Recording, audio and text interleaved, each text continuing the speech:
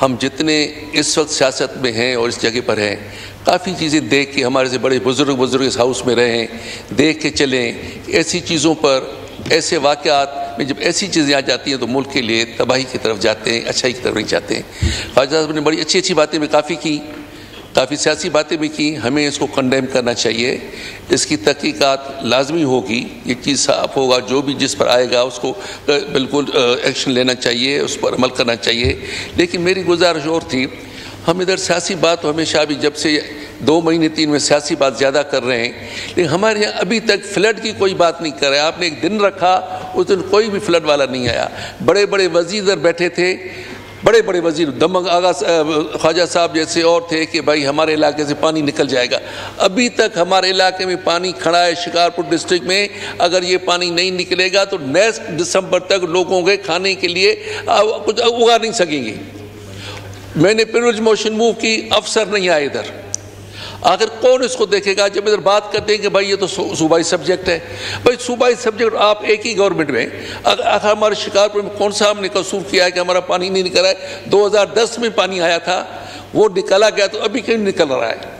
तो मैं ये गुजारिश फिर करूँगा ख्वाजा साहब से कि ख्वाजा साहब अपनी अलाइड पार्टी को मेहरबानी करके कहें, या फिर एक तो अफसोस ये है कि किसी ने फ़ोन तक नहीं हमें किया कि भाई क्या आपके यहाँ हो रहा है, क्या हुआ है। कोई आया भी नहीं, प्राइम मिनिस्टर आया, हमें नहीं बुलाया प्राइम मिनिस्टर ने, क्या हुआ है क्या नहीं हुआ है। तो सर इस हालत में आखिर अब क्या करें, कैसे आगे फसल उगाएं? फिर 4 मिनिस्टरों ने, बड़े मिनिस्टर, वो बड़े मिनिस्टर में ख्वाजा साहब भी थे, मेरे से आपके सामने कमिटमेंट की कि हमारे यहाँ डेवलपमेंट की स्कीमें आएंगी। वो पीर का दिन ख्वाजा साहब ने बताया, वो पता नहीं कौन सा पीर था, सब पीर था कि पीर को मेरे पास आना, मैं बताऊंगा। अभी तक कोई फैसला नहीं हुआ है कि हम 3 बंदे हैं जिनके इलाके में कोई डेवलपमेंट की स्कीम नहीं है। तो मेहरबानी करके जो आप ज़बान करें इधर, उसको तो पूरा करें। और छोटा सा और गुजारिश है कि एयरपोर्ट पर, इस्लामाबाद एयरपोर्ट पर जो मेन गेट है जाने का, वो बंद पड़ा है। किरू के गेट से जाएं, उसकी रिपेयर हो रही है, 2 महीने हो गए। कि कराची में जब रश आवर होता है तो एक गेट सब चलता है। मिनिस्टर साहब बैठे थे, पता चले गए, तो ज़रा इनको देखें। ये मरकज़ी सब्जेक्ट लेकिन है हमारे सूबे में कि ये मरकज़ में, इनको ज़रा देखें, इन पर तवज्जो दें कि ये चीज़ें नहीं होनी चाहिए। लेकिन सर पहले हमारे गुजरान, खुदा करेगा ऐसे वाक़या नहीं, हमारे गुजरान का तो करें। क्यों हमें सिंध में भूख मार रहे हैं? जब 18वीं तरमीम पर हम खूब नाचे, बहुत खुश हुए, लेकिन उसने क्या हमें सिंध में दिया है? इस वक्त तक पानी खड़ा है। इतने महीने से आप इधर कह रहे हैं कि पानी निकालेंगे, वो कहाँ गया पानी? क्यों नहीं निकाला अभी तक? लास्ट टाइम पर मैंने कोरम पॉइंट किया, ऐसे हम नहीं चलने देंगे हाउस, हम भी कोरम पॉइंट करेंगे। क्योंकि हाउस क्यों नहीं हमारी चीज़ में तवज्जो दे रहा है? हम इंसान नहीं है, हम पाकिस्तानी नहीं है, हम अभी तक डूबे पड़े। अभी तक 2-2.5 फुट पानी खड़ा है और रिपोर्ट गई उधर से कि इधर पानी नहीं है। मैंने कमिश्नर आया, इत्फाक से कमिश्नर को उठाया, मैंने आदमी उतार के देखो कितना पानी इधर, 2-2 फुट, 3-3 फुट, 4-4 फुट पानी खड़ा था। अब हमारे हालत, हम डूब रहे हैं। दिसंबर, ये दिसंबर नहीं, नेक्स्ट दिसंबर तक हमारे लोग भूखे होंगे। इधर कोई परवाह किसी को नहीं। जब भी आते, खुदा खैर करे, इमरान खान की तरफ आज जो भी दोस्त उसमें जख्मी हुए, बड़ा अफसोस की बात है आज ये वाक़ा हुआ है, वरना नहीं भी यही होता है। इंचार्ज मिनिस्टर इमरान खान, दूसरे लोग और चीज़ पर शुरू हो जाते। हमारे मरने का, खाने पीने का, सिंध का शिकार और डिस्ट्रिक्ट में दादू भी तबाही है, लेकिन हम तो अपनी तबाही देख। अभी तक 2 यूनियन काउंसिल में पानी खड़ा है। और रोज़ जब भी कहते हैं, अभी मैंने मिनिस्टर साहब फूड सिक्योरिटी का, मैंने कहा भाई फूड कम हो जाएगा, 18वीं तरमीम में मैं कैसे इंटरफेयर करूं? तो सर स्पीकर साहब आप इंटरफेयर करें, आपका डोमिनियन है, आप कर सकते हैं। कोई भी जवाब तो खातिर ख्वाजा साहब आप दें कि ये पानी निकलेगा, हमारा नहीं निकलेगा। अब नेक्स्ट दिसंबर तक लोग भूखे रहेंगे, काज कर सके नहीं कर सके। एग्रीकल्चर का हाल ये, उधर हमारे यहाँ कोई बत्ते वाला नहीं है कि कौन सी सीड अभी लगाएंगे। दे रहे सिर्फ गंदम होती है, जब खून की ठंडाई होती है तब शुरू होती है। अब ये जो 20 दिन कहीं की ज़मीन खाली हुई थी, तो और तरफ ऑयल सीड्स हो सकते हैं, चने हो सकते हैं, दालें हम इम्पोर्ट करते हैं, उनके लिए कोई ख्याल किसी को नहीं। एग्रीकल्चर मिनिस्टर कहता है मैं तो खूब एंजॉय कर रहा हूँ, मुझे वेनिस लग रहा है। सिंध के लोग मर रहे हैं, उसको वेनिस लग रहा है। ये हमारी पार्टी है जिनको आपकी पार्टी है।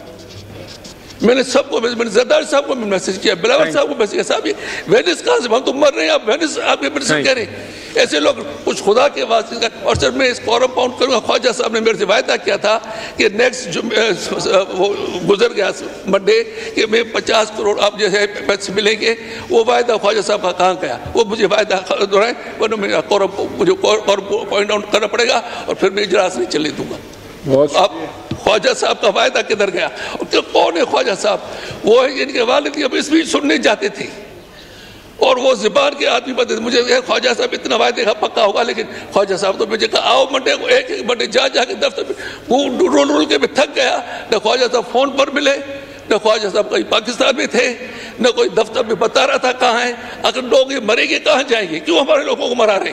किधर जाए सिंध के लोग? Thank you.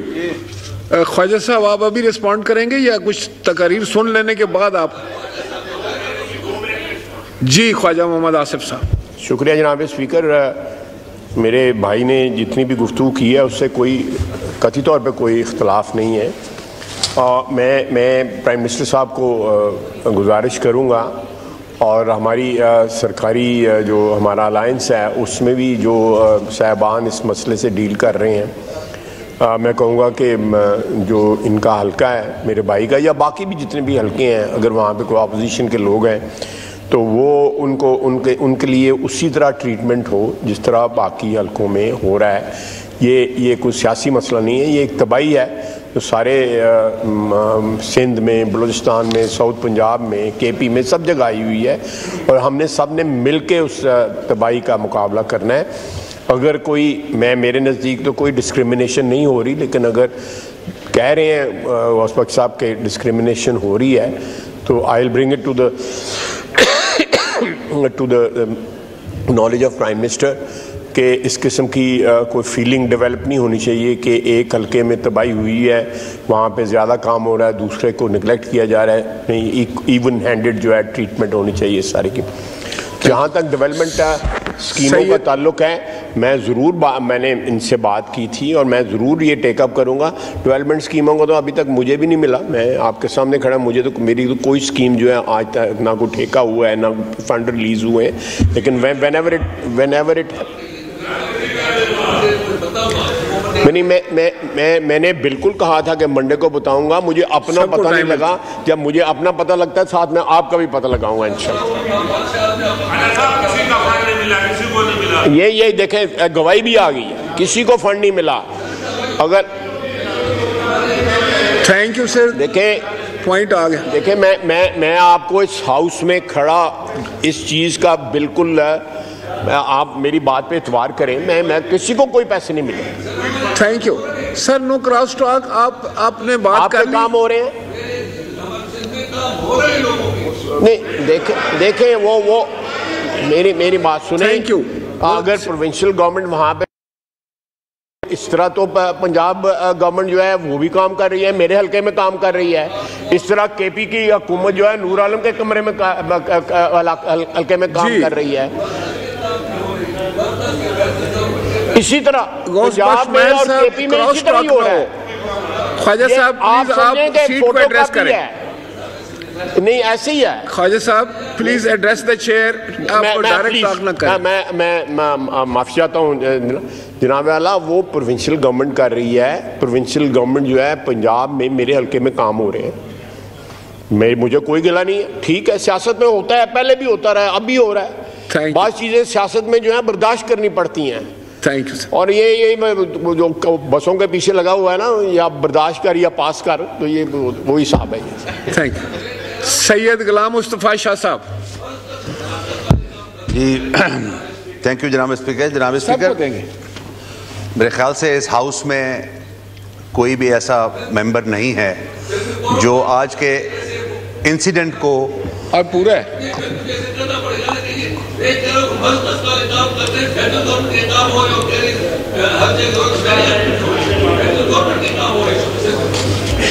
मेहर साहब, आपका पॉइंट आ गया और ऑनरेबल मिनिस्टर ने आपको मेरा ख्याल है उस पर रिस्पॉन्ड किया है।